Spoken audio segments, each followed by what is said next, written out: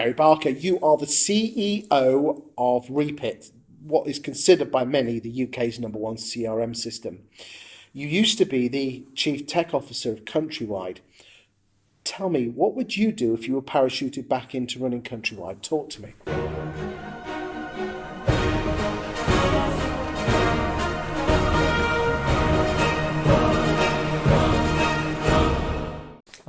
I mean, it's a really interesting question, actually.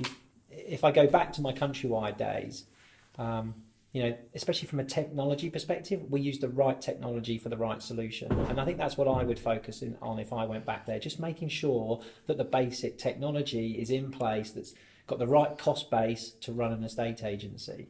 And then look at how you do the basics. How can you monitor and support the guys out on the field? Because those branch managers, the negotiators, the listers, they need the right tool to help them. And whilst they use our software, I would make sure that we upgraded it, we took it to the latest version, we integrated more platforms and made sure that, and I don't want to call it back to basics because that's what they've called it, but it is, to a large degree, it's what it is. Getting the cost base right and getting the basics right in that business. Do you think, what do you think was the biggest issue where they potentially went wrong? Was it getting rid of all the old guard? Probably some of them needed getting rid of, but they threw the baby out with the water and threw out people they shouldn't have done. Or was it the move to centralisation and the dual branded approach of doing two brands with the online? Or was it both? So let's go on the first one, the people. Yeah. Who was around when you were there? I was so lucky. I was able to work with probably some of the best in the industry. So, Bob Scarf was famously my boss for a period. I know I'm sitting in the seat, so I feel very privileged. Bob was a great, he knew agency inside out. But, if I go back, I had Grenville Turner, Jerry Fitzjohn, Lee Wainwright, Steve Annals, Vince Corley, Ben Taylor, you name it nowadays, Peter Young.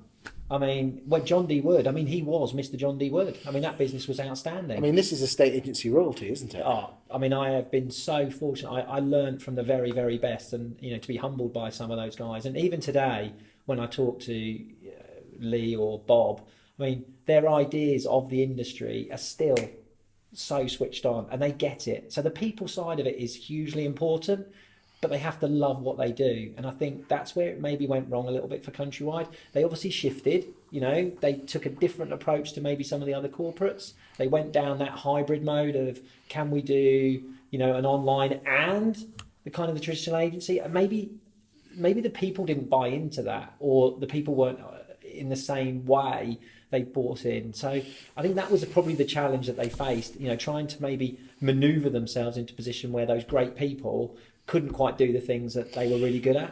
I've off the record, I've heard of area managers and divisional directors basically rolling out stuff that they said, I just didn't believe in it, but I was told from above have to do it. Do you think in the old days that everyone got what Countrywide was all about? There was it was a huge cultural thing at Countrywide. They really bought into it, but you know what?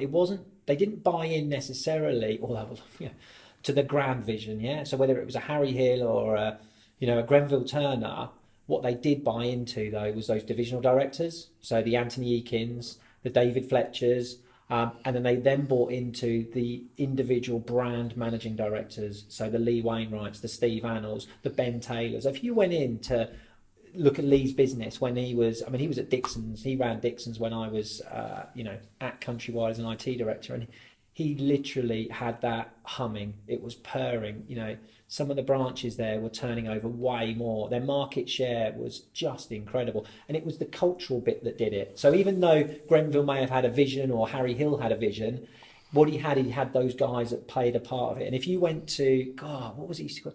Chairman's, they had the Chairman's League. So every year they had like a chairman's dinner, the top performers, and all the managing directors, regional directors, listers, negotiators, all those high performers, they got them in and they presented to them what the vision was, for next year as well. And they knew full well if they got those high performance on board, that they would actually, propagate that right down the tree. And, I hold Countrywide in high regard, and I'm probably one of the few people that actually do think that they can turn it around. I think there's some good people in that business. And maybe with one or two, new heads coming in, it might make an even bigger difference. Do you think it needs new heads at the top or one level down? I think both. I think Paul Creffield. He's probably holding on to an awful lot at the moment. He's probably having to do a hell of a lot himself, and so maybe providing a little bit more support with Paul, but then getting that kind of tier below what was the managing director layer, that kind of regional layer, get them really focused on delivering excellence back to the clients and just running those. And it is basics, running those basics really well. That the vendor referrals. Historically when I was there, the 50p in the pound in kind of upsell, getting that right, getting the message in and believing in it. We want to refer this business because we believe that our mortgage advisor is going to give the best advice. How could you do that? How do you basically bring everyone on board together pretty quickly?